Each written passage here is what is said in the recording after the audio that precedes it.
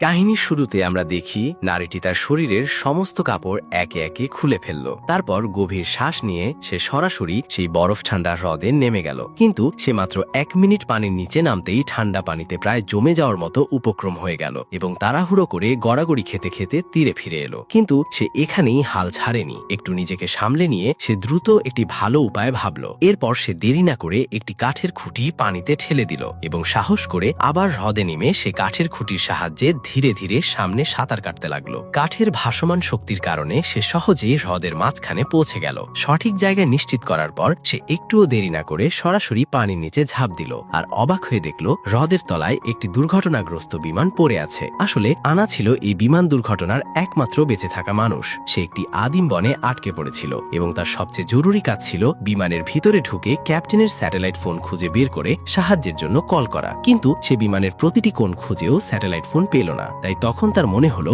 যেন এটাই তার জীবনের শেষ। তাই সে সেই সময় নিজের জীবনের ভালো মুহূর্তগুলোর কথা মনে করছিল, যার মধ্যে একটা অংশ ছিল তার বেট অন গেমে ফিফা ওয়ার্ল্ড কাপ সিজনে হাই অডস লাভ করা। তো আপনারাও যদি জীবনে সেই রকম লাভ করতে চান তাহলে কমেন্টের লিংক ও প্রোমো কোড ব্যবহার করুন। তখন তার শ্বাস নেওয়ার ক্ষমতা প্রায় শেষের দিকে চলে এসেছিল। বাধ্য হয়ে আনা শেষ মুহূর্তে দুটি ব্যাগ তুলে নিয়ে কোনোভাবে পানির উপর ভেসে উঠল। কিন্তু সে যখনই তীরে ফেরার চেষ্টা করছিল তখনই পেছন থেকে এক ভয়ঙ্কর গর্জন শোনা গেল। ঘুরে তাকিয়ে সে দেখল তীরে একটি ক্ষুধার্ত বাদামি ভালুক এসেছে। নিজের খাবার হারানোর ভয়ে আনা চিৎকার করে ভালুকটাকে তাড়ানোর চেষ্টা করল, কিন্তু ভালুক মানুষের ভাষা বোঝে না। সে মাটিতে পড়ে থাকা বিস্কুট খেয়ে ফেলল এবং এমনকি সেখানে মলত্যাগও করল।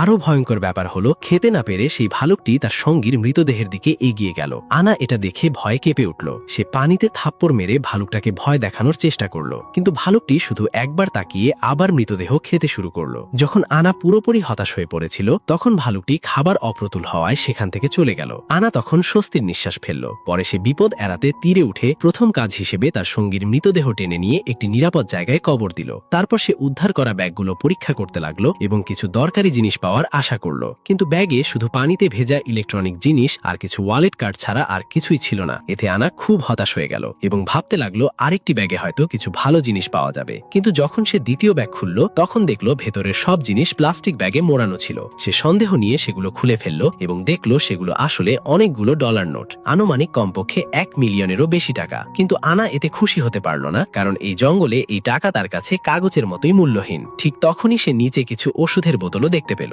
যদিও সে ঠিক বুঝতে পারছিল না এটা কি ধরনের ওষুধ, কিন্তু এই ওষুধের বোতলটা ছিল খুবই কাজের লাগার জিনিস। ভেতরের সব ওষুধের বড়ি ফেলে দিয়ে সে আর দেরি না করে নদীর ধারে গিয়ে পানি ভরল। কিন্তু এই বন্য জায়গার নদীর পানিতে অবশ্যই অনেক জীবাণু থাকতে পারে, তাই সেটা কেবল ফুটিয়েই খাওয়া সম্ভব। এরপর আনা দ্রুত একটা বুদ্ধি